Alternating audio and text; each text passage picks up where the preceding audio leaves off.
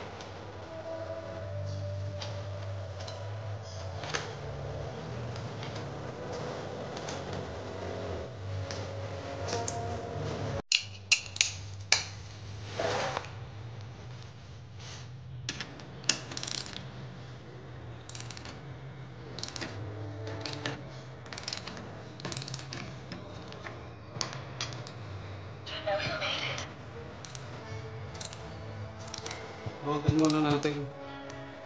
Bago natin i-alak. Para hindi tayo mahirapan.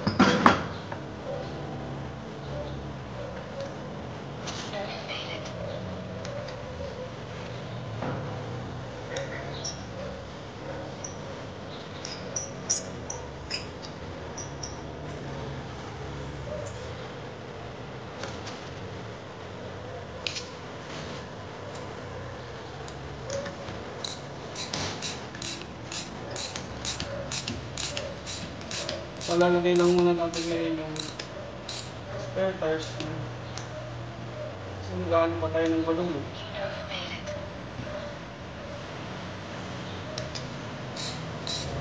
Samantala lang naman.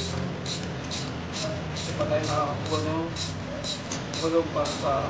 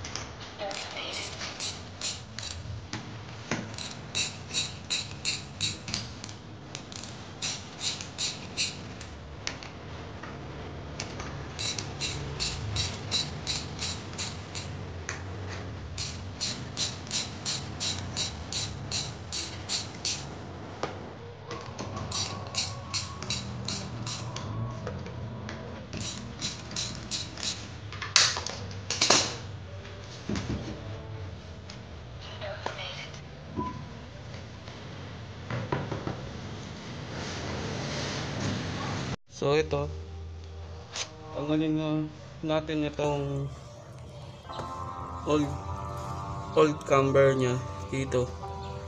Pero may issue to, loose yung nut nyan, so may gagawin pa tayong iba bukod sa pagpalit.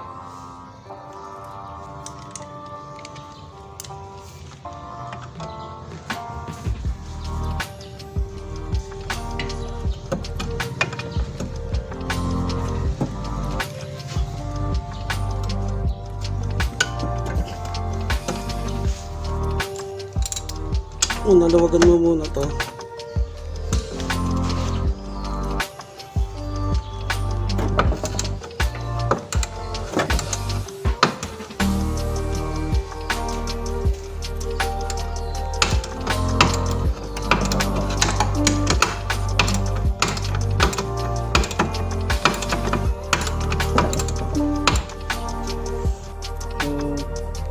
Ito natanggal ko. Ito yung pinaka-issue. Hindi dito ito kasi kinuha ko na lang to Yan. Kinuha ko na lang to para ma-hold lang siya. Kasi yung nangyari, yan Yan. Sa mga nagsasabi dyan na wala raw to, nut sa loob. Ayan nasilip na yan Yan. Nalaglag na yung pinaka-nut niya sa loob. Di katulad na itong isa buo pa. Niya para naipasok lang to, tapos yan, para lang ma-hold lang din siya at hindi pumapalag. Hindi naman niya maingay pag nagda-drive. Yan. So ayun, may nakapagturo sa akin ganito raw, ganito yung gagamitin. Yan.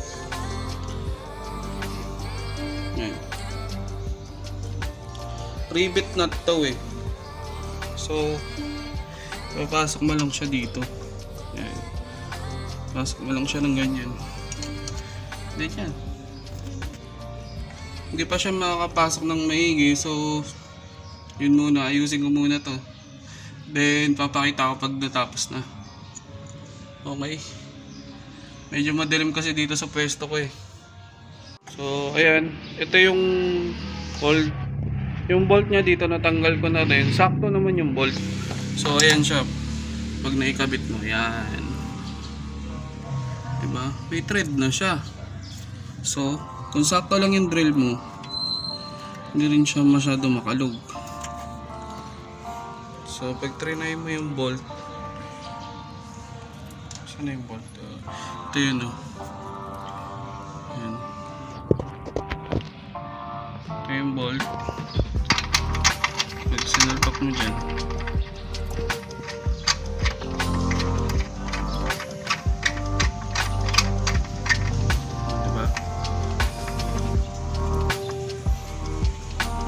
hindi mo na kailangan buksan. Yan. DIY lang yan guys. Nakita ko lang din to sa ibang bansa na ganyan yung ito yung ginamit niya. So hugasan ko lang tapos lalagyan ko ng ano to, steel epoxy para sure na siya.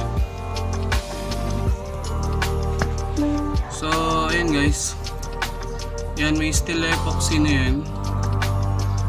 So DIY lang yan kasi yan yung nakita ko sa ibang bansa eh. Alam ko naman yung iba is ginagawa, tinatagos talaga yung bolt dun sa kabila para lang mahigpitan. Pero ito yung nakita kong mas safe. Itong rivet nut na to is may gagawin ka pa. Parang hahaltakin mo pa siya eh para mag-lock talaga siya. Eh yung butas kasi nun sa akin sakto lang, kaya yan, okay naman. So waiting game na lang, tapos kabit na natin yung camber and then drop. Ayan, ayan o, titignan mo, solid din eh, wala akong problema. So eto guys, nakabit ko na yung camber kit. So ayan, wala naman siyang kalog-kalog. So ayan, so kabit na natin yung mags, full negative. Guys, nakabit na natin yung mags. Check natin yun sa loob. Yan, malayo pa naman.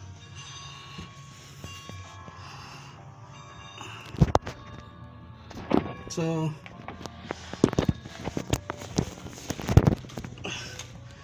ngayon na natin yung sa kabila. Okay, pagod. Tapos na rin tayo dito sa kabila. Wala namang problema siya sa camber bolt. So kabit na lang din natin yung mags, tapos okay na. So ayan guys, na-camber na natin yung likod. 0-0 yan, pati rin doon sa kabila. 0-0.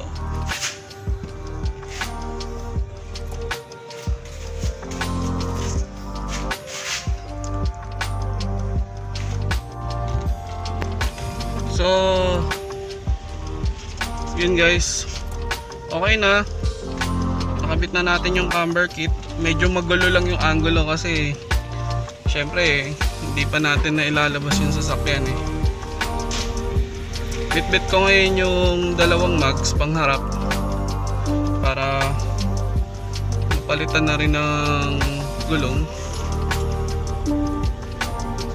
Tapos ayun, thank you for watching. Don't forget to like, share, and subscribe to my channel. Once again, it's your boy Just Gustav. See you in my next project. Peace out.